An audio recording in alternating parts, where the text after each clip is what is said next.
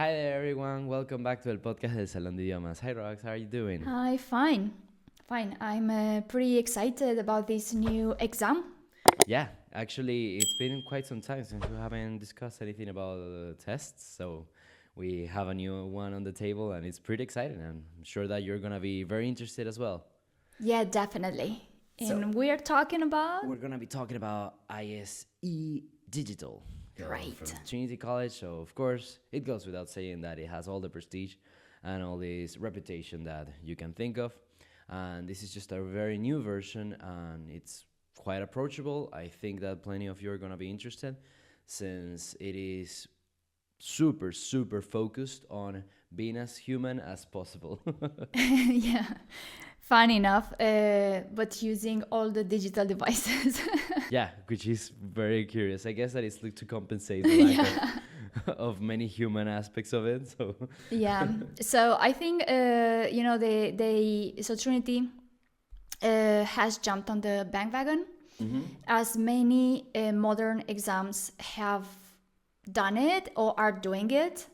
And they have just released this cutting edge assessment exam, which is called the Trinity ISE Digital. yeah, and actually one of the things, this is also a multi-level test. Okay, so you can be certified from an A1 to a C2, which means that you're never gonna actually fail the test. Okay, so you're just gonna see where your performance reaches. And as a matter of fact, it's something that is very cool about this test is that they're gonna give you a really well thought out explanation of your weaknesses, so you know what to improve in case you need to. And one thing that is also basically very groundbreaking to me is that they have a leveling test.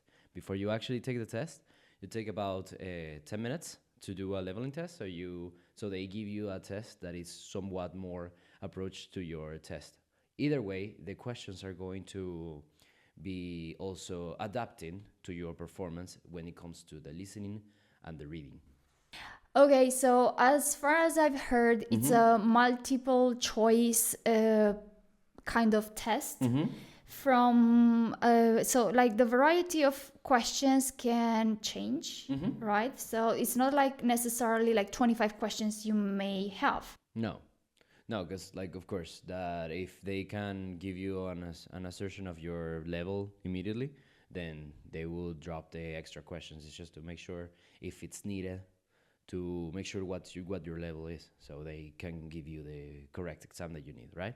Okay, so you have this multiple choice, 10-minute multiple choice test at the beginning, which will determine kind of the following questions are going to be asked once the actual exam begins. And how long does it take? Yeah, so that's also another cool feature about it, since as a matter of fact, it's not like an endurance test. It's actually just 100 minutes, 105 minutes actually. Including the leveling test. Yeah. Okay. So yeah, really it's cool. actually quite short. I would say that it doesn't require you to be there the entire morning or something.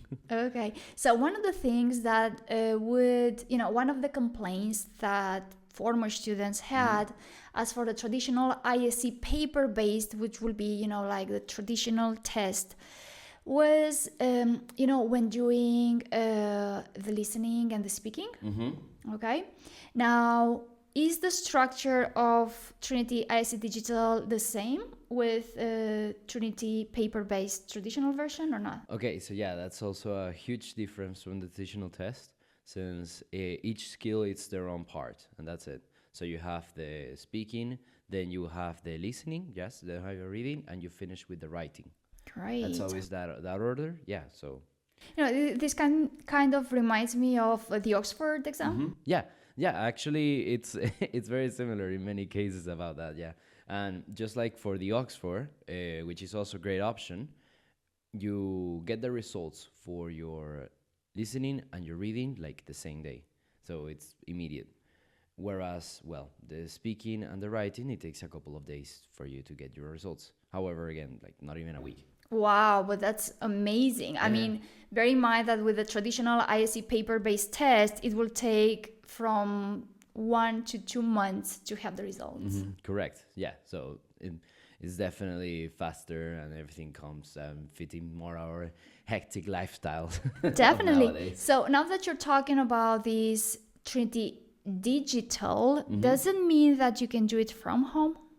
No, you actually have to go to a test center. Okay. So same thing Yeah. as Oxford. Yeah, we gotta keep it real for there. Okay. But the good thing is that you can do the exam with us if you're in Madrid. Yeah, absolutely. You can join us, and yeah, we're also a certified test center, so you can take your ISE Digital here. Great. Yeah. So shall we delve into like the structure of the exam and to see what it's like? I'm really curious about the speaking part, because I remember that it will take ages, for Trinity paper-based to practice all that part. You had the presentation, you had to work with it, you had to sound natural. What about this one? Well, there are some aspects that I would say that are inspired from the traditional one. However, again, everything is a little bit more modernized, okay? So in the first task, like the speaking is the first part of the test. It takes about 40 minutes. And in the first task, you're going to answer questions about yourself, like really short questions and short answers. It can be maybe like about yourself, but they can also be more complicated, okay? And as a matter of fact, later on, we're going to do a little bit of an idea of how we could answer in several levels. So let's keep hearing. Okay, so the first part is not rehearsed as you would have with the traditional ISE. This is more spontaneous task. No, that's the second one. Okay. In this case, exactly. So in the second one, you are given you have to give a 2-minute talk about a topic of your choice. So yeah, it resembles what we probably have to learn still for the traditional test. So if you are preparing the traditional test and you're now thinking about this one, well, at least there's not that much change that you have to make in your speaking preparation. Okay. Are you given time to prepare this 2-minute speech?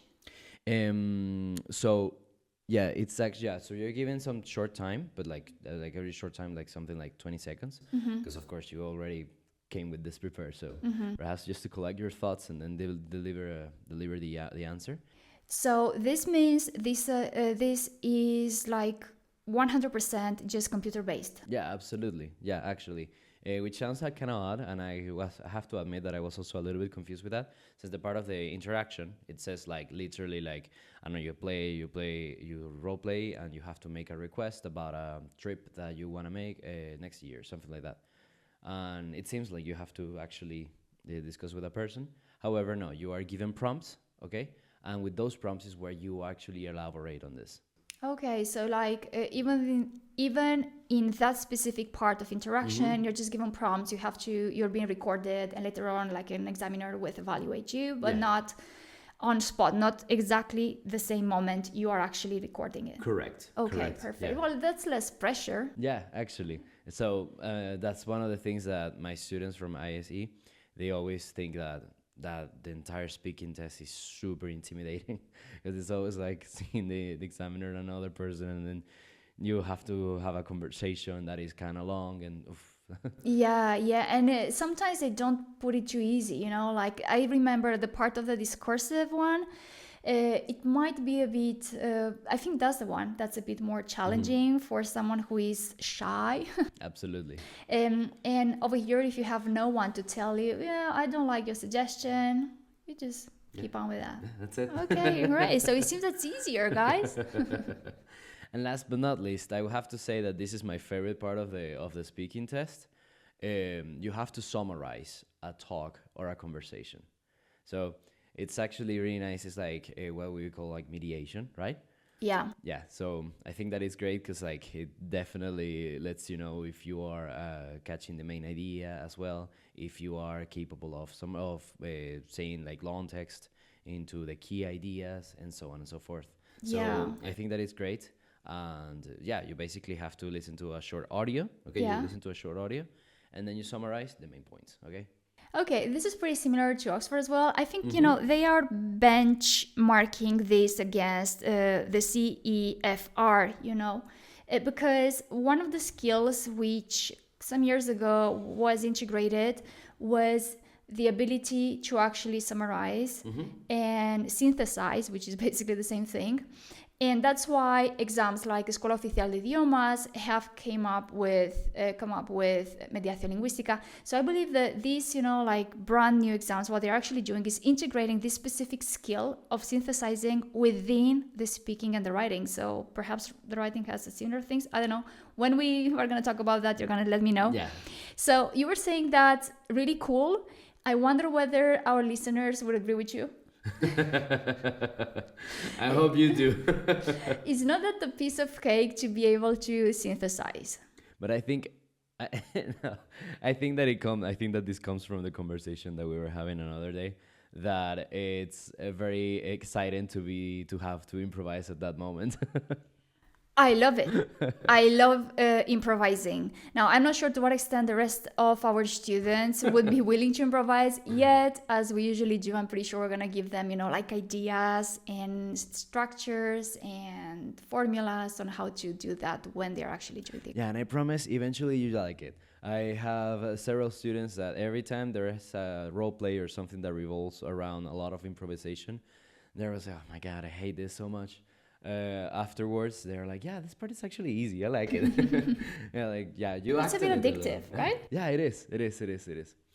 Okay, great. So now let's move on to the listening part. Okay, so is it similar to the listening from paper-based?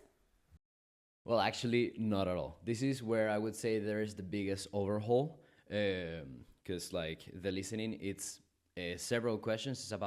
It can be up to 30 questions, as a matter of fact. Oh my God, that's a lot. Yeah. So it's quite a stark difference. I mean, in the original one, like in the traditional test, it's like a short audio of like 3 minutes, and then you have to say the key ideas or whatever request there is in the audio itself. Here, no, it's not like that. We have several types of listening. We could have like a little description, okay, a person describing a place or situation, activity, something along those lines. You can listen to a conversation, okay, among friends. Then there could be a discussion as well, and then there could be a talk, okay? Some of them are longer, some of them are shorter. In the end, it's about 20 minutes, the listening test. So there's not specific order, as they would just give you the ones that they feel, or well, they are from feedback. Well, I've got the feeling, the original paper-based listening would last shorter. I think it was like 4 minutes the first take, then you have a minute to synthesize, and you have another 4 minutes where you actually listen to it again, and then you're given like a minute to reply. So I don't know, in between 10 to 15 minutes, perhaps the traditional one. So here is like the double. Yeah. Holy cow. Yeah. So I'm not sure whether that's being attractive. Oh my God, no. Believe me, it is. Yeah? Okay, great. So I take your word. It is, because in the traditional one, of course, we can say that it's a little bit more straightforward in that point, like you get to the point. However, it's very challenging, like especially time-wise when you have to produce. For instance, in a traditional one, yes, the first part you have to in a sentence, this is about traveling to Las Vegas, whatever. However, when you have to talk for an entire minute, that is super strict. Yeah. Okay, so that's one thing, that you cannot miss a single second. And if you speak, you're going to get in trouble. Yeah, I remember actually people failing the paper-based ISE 3, or mainly because we prepare for ISE 3, because they will speak for too long. And they would have like a really cool level. So this won't happen like this. I mean, because you're given just a short period of time to answer, so you cannot keep speaking. Exactly. And like everything is well instructed in the computer, so you don't have to completely rely on yourself, Okay, I wonder whether this time we have exposure to different accents. Wow, yeah. As far as I know, as most of these tests, they are going to be revolving around British accents, and somewhat American as well as Australian. It could be possible as well. However, as I understand, there's a possibility that you will come across another accent, like, I don't know. Yeah, maybe even a Hispanic accent. Okay, so I guess they're like going along the same lines with the modern computer-based exams. Yeah, which is, it's pretty reasonable, like, yeah. Yeah, definitely. I mean, not everyone out there speaking English is British. Yeah, exactly. I mean, you're looking for that, right? And everybody has their own accent, and it's perfectly fine. And I think that's also very nice to also acknowledge that you having even a thick accent is not saying that you have a bad English or something. Yeah, for sure. Yeah, Definitely. absolutely. Okay, so over here, there's no interaction with the examiner, right? No, because there is no examiner. There's no examiner. Okay, fair enough. I guess we do have to work pretty much on sharpening our hearing skills. Yeah, absolutely. And just make sure as well that you are capable of like listening the main ideas and following the same tips that you know when you have to like listen to something that is long versus something that is short. You know, focusing on the key concept that could be, I don't know, nouns versus adjectives versus verbs, something like that. Okay, I see. Well, that's cool. We have plenty of material for that. Yeah, absolutely. Okay. And I guess everything is, you can listen to it a couple of times, right? Yeah, you listen to everything twice, yeah. Okay, great. And then now we have the reading, okay? Then we go with the reading. And in the reading is somewhat similar. It's also like 20 minutes, and it's also up to 30 questions, okay? So again, it sounds like, oh my God, it's gonna be exhausting. But no, it's 20 minutes, and since the texts are not actually that long. Okay, and we have to bear in mind an important aspect over here. So this is a multi-level test, so as to say. So you can go from an A, was it an A1 or an A2? From an A1 to a C2. Okay, so this means that if you cover the whole range of levels, you don't necessarily will have like up to 30 questions in the reading. Mm-hmm. Perhaps if you're aiming at the C2, you will mostly have 30, the top number of questions. However, if you're aiming at the B2, I mean, you shouldn't be worried that much, because in the end, perhaps the number of questions can vary if they say up to, right? Yeah, exactly. Correct. Exactly. Okay. So it can be even less daunting if your goal is a lower level. Correct. Okay, fair enough. So here, this is also quite distinct from the original one. Well, considering that it's also not combined with the writing, we start with that. Like the writing is not combined with the reading, like in the traditional test. So pretty different. Yeah, that's where we see the biggest differences. And here we have like short texts. It could be, again, there's no particular order. There's just this type of tasks that you have. So you can have like a visual text, like a poster or a blog or a menu or something like that, and you have to choose the correct answer, right? Then you could have a longer text. It could be like an article, a blog, or report, and then again, answer just questions. And then you could also have like paired text. Okay, you have like two texts that can be connected on the same thing, but they have like different perspectives. And then you, answer the questions that are given depending on that, right? Okay, so when you have those kind of exercises, I guess you have to work on your inference. Yeah, correct. And same old idea. Like, just make sure that you can get the key aspects of it quick. Just don't be trapped by the distractors, because they're always going to be like there, even in the reading. So yeah, some questions can be quite easy. However, don't take them for granted. Just be careful about that, especially the short ones. Okay, and always remember that you can always reseat just the skill you weren't that successful in. So that makes it easy. Wow, we forgot to mention that part. That is so amazing. Like, you don't have to repeat the whole test if you fail one part. You just have to redo that part. Indeed. So again, that makes it like pretty similar to the other exam Oxford I was telling. So if you are aiming at the C1 within the reading part, but for some reason you just reach a B2, I think you have like 90 days within which you can go and reseat that specific skill. Yeah, exactly. And if continuing with the reading, something that I see that they bring a lot of attention is that kind of like, I guess that it's a universal rule. However, they make it more explicit here, yes, that in order for you to get to the higher levels, you have to have a full understanding of idioms and phrasal verbs and so on. Okay, so yeah, pretty colloquial English. Yeah. So that's another thing that we can think of. We don't have to see this test again, is very human, even though there's no single human around you.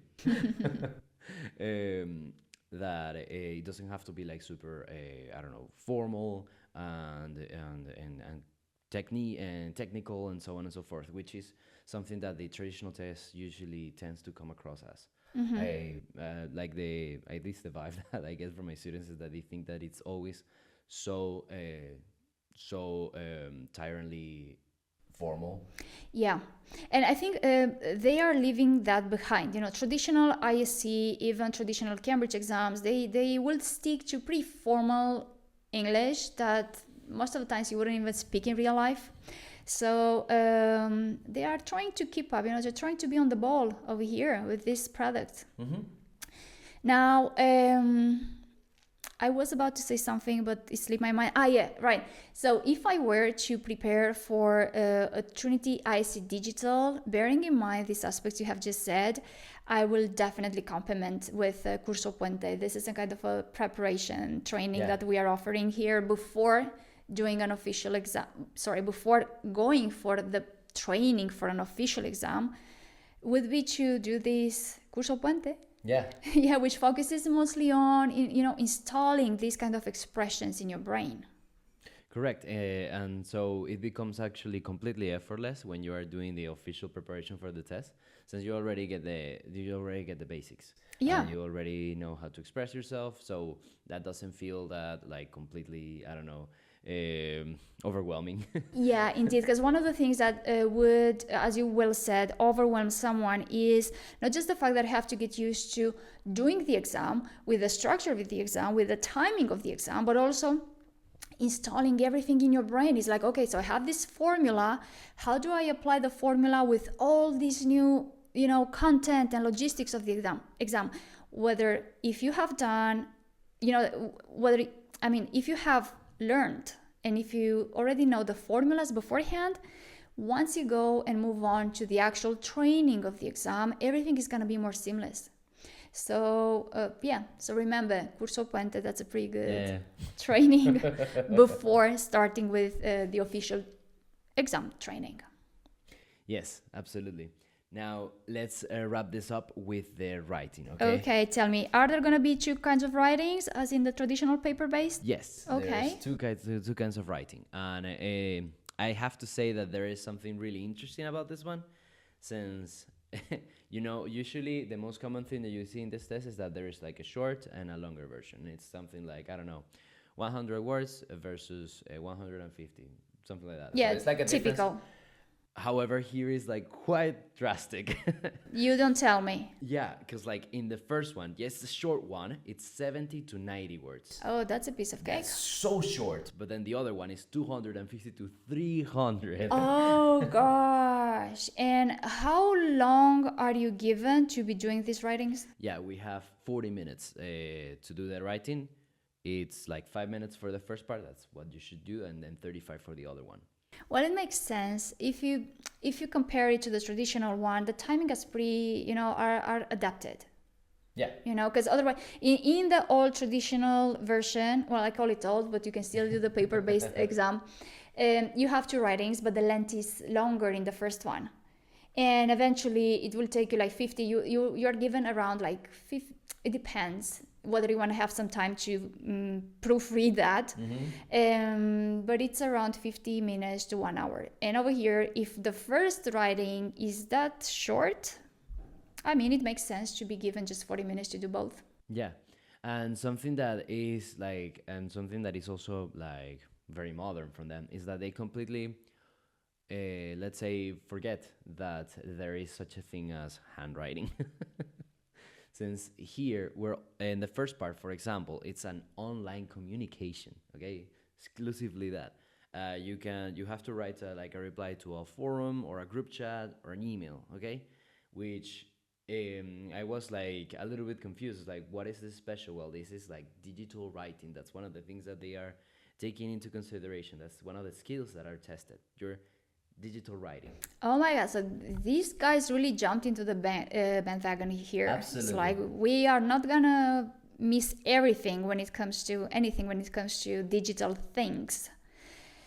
So yeah, which in the end, for instance, if you have to write something very informal, you can even end up using emojis if you want. Like that was actually something that I was like, what? Really? Wow. Wow. Yeah, because it has to resemble what a normal post you would say, I don't know, on a social network or something like that, right? You know, I'm really eager to try this exam. Yeah. I'm really Yeah, eager. yeah, I mean, we are an official test center. We are just waiting, to be starting, and I'm so eager to try it out. Yeah. I feel very curious about it. I also want to know what it's like, so I can see what is my assessment of the test as well. But I don't know, like it truly draws my attention for how different it can be when it comes to this new, I would say, this new approach. Yeah. 'Cause you get the vibe, like when you're doing a test, you get the idea what they are, like how they are structured, like this is a test, and how this is what they are asking, since this is what they are assessing, and this is what they want from you. And I mean, it doesn't sound so different here, but it's just that the approach is so different, so I want to see what that's like. Yeah, definitely. And I'm curious about the second kind of writing, because I remember in paper-based, you have such a wide variety of kinds of writing. So even if you're asked for an essay, you can have at least 3 different kinds of essay, being the discursive one of the most challenging. Then you have descriptive, then you have argumentative, this all in the paper-based version. Now, is the digital version gonna stick to that? Well, for the essay part, most likely, because I believe that that's one of the insignias of Trinity. So we still have to learn the different kinds of writings. Okay. However, we have to learn how to write an essay and a report. Well, the essay can be broken into 3 parts. However, it's still just essay and report. So just 2 kinds of writings. Correct. So no, article. No article. No review. No review. Okay. Yeah. No formal letter. No, just an essay or a report. Okay, that's really cool. Same thing with Oxford, right? Yeah, absolutely. Okay, Yeah, great. I think that we were like in the same bowl of ideas here. Yeah, definitely. Like, guys, doesn't work with Trinity, go with Oxford. Just move chairs and dates. You can do the exam the same day. It will be funny, because you can do Oxford. We have That would be so funny. Yeah, we have Oxford once a day, but that's because for our logistics it's easier. But you can have Oxford like 5 times a week. Not 5 once a day. It's once a week. What we have right now, but you can even have it 5 or 7 times a week. So I was told that Trinity is similar. Now I'm pretty sure that by the time you're gonna listen to this podcast, we have already started doing exams. We already know, like in first hand, our experience doing it. But right now, when we're talking, which is actually, Very super new. super new. Anyhow, I'm really curious about how this is gonna pan out. Yeah, completely. I mean, we got very excited because of the test. Like we were looking at it, and we thought, okay, we have to discuss this, even though that perhaps we don't have that many details clear. We wanted to also make you interested in this test because it's really fascinating. So in the end, of course, what we are looking for in the writing is the same old, like correct your flexibility when it comes to either something informal, something formal, something academic, and so on and so forth. Of course, your grammar and vocabulary, and yes, so this test doesn't have a grammar or vocabulary part, so because it's already been tested here. Yeah, definitely. So just 4 skills. Yeah, exactly. So as we know, okay. Okay. Well.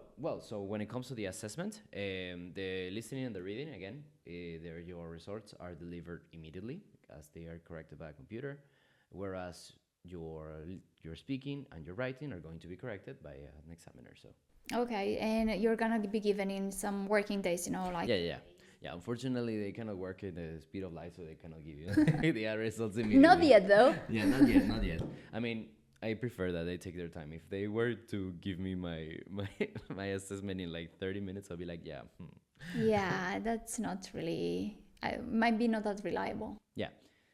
So now let's go with the last part of this, that is scoring, okay? And this is where I definitely need to use my cheat sheet. So the maximum amount of points you can get is 150, right? That's the top points you can get. Yeah, and that of course means that you have a C2. You don't need that exactly to get a C2. You would need 130 or more for a C2. Okay, so you still have quite a frame there of Yeah. error, right? Yeah. I mean, if you have some mistakes, if you make some mistakes, as long as you have 130 correct, you're Yeah. going to be given one. I wonder whether it's 130 or 131. No, I think that is 130 from 130. Yeah, it would be weird. Like I don't know. It makes triggers- sense. It makes It sense. triggers the No, and just you're like being too critical with every aspect. So 130, there's still margin for Yeah. error. Yeah. Okay, so not that bad. Yeah. Then we have a 105 for C1, which is something like most of our students are looking for. And wow, like I mean, you need 2/3 of the test. It's pretty cool. Pretty cool. It's not that demanding. And then for the B2 is a 80 or more. Okay, so B2 is basically almost a bit more than half. Yeah, just a tiny bit more than half. Yeah, because instead of 75, you need at least 80 points. So half of the questions for getting a B2. Okay, so far so good. Okay, so next we have the B1. For the B1, we need 55 points or more. For the A2, 30 or more. And for the A1, 5 or more. Okay, so if you have less than 5, you're not given a certificate? I guess you're not given a certificate, so let's not sue these people for for treacherous publicity. Well, honestly, I mean, you wouldn't do an exam if you wouldn't be capable of answering 5 questions. Yes, yeah, exactly, right? Yeah. I mean, exactly. And I have to say that even if you don't know anything, if you cannot get 5 points, that you have bad luck of like choosing like an answer, because of course you should always answer all questions. So, Yeah, definitely. I mean, so many questions. Really, you're not gonna guess at least a couple of them. That's just bad luck. Holy cow. Okay, so at first sight, I think it's pretty bearable. And, by the time, we get our fingers more into this, I think we will assess better whether it's actually bearable or not. Yeah. Still, I consider that that this test is probably going to be much more approachable than the traditional one. Yeah, because this is the question that inevitably raises in everyone's head and perhaps listening to us right now. Which is easier, traditional paper-based ISE or the digital version? Yeah, again, I cannot give you 100% clear answer because we haven't experienced it yet. However, for all of what I'm getting, this one is definitely more affordable. Yeah, definitely. And then if you think about the logistics, it's better, right? Yeah. You don't have to wait for a couple of months to be given the results, just days. You can do the exam next week if you feel like. Yeah. Well, that depends on our availability, but of course, I think it's going to be pretty similar to Oxford, like at least once a week. And plus that, if there's a skill you are not that successful in, you can always resit that one. And only that one. And only that one. That's the positive thing. Like in the traditional one, you'll have to resit both the module, with both skills, either reading and writing or listening and speaking. So that would make it a bit more challenging. Yeah. And if you don't have to wait 3 months to get your results, you don't have to freak out about like whether or not you passed or not. Again, it's very helpful with your logistics, so you can be stressed about another thing. Not Yeah, definitely. Okay, are there other benefits you will talk about? So one of the things that I really want to talk about that I think that is great, we have mentioned this before, is the feedback that you get. Okay, you get a feedback report, and they're going to tell you what your strengths are and what your improvements should be.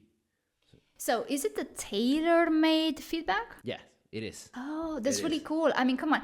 Currently, not the modern exams, but they tell you, okay, if you are between this point to this point, you still have to learn how to, you still need to improve your, accuracy. or your argumentative skills. Whether in here it's just based solely on how well you've performed. Correct.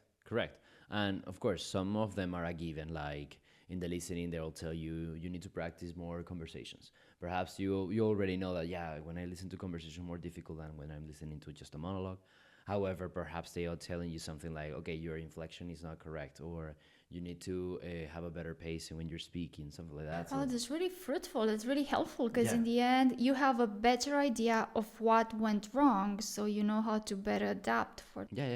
Yeah, you know what parts you are doing fine, and probably you're gonna be more confident if you have to tackle this another time.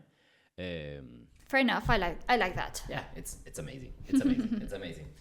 So yeah, what else can we say? Well, of course, it is very modern. It is digital friendly, and it goes without saying that it's recognized worldwide. Okay, so basically, as far as I heard, it has the same recognition as the traditional paper-based. Correct. Unless, this is talking like really generally, and I'm pretty sure we're gonna come back with a different episode delving into that more deeply. But unless the institution you're gonna present this certificate specifies, is like really specific, telling you that it has to be paper based, they should be having the same recognition. Correct. Because both of them are done in an official test center. So even this one, if you do it computer based, it's gonna be in an official test center. You have invigilators, so everything is going according to specific criteria. So that's what I've gathered.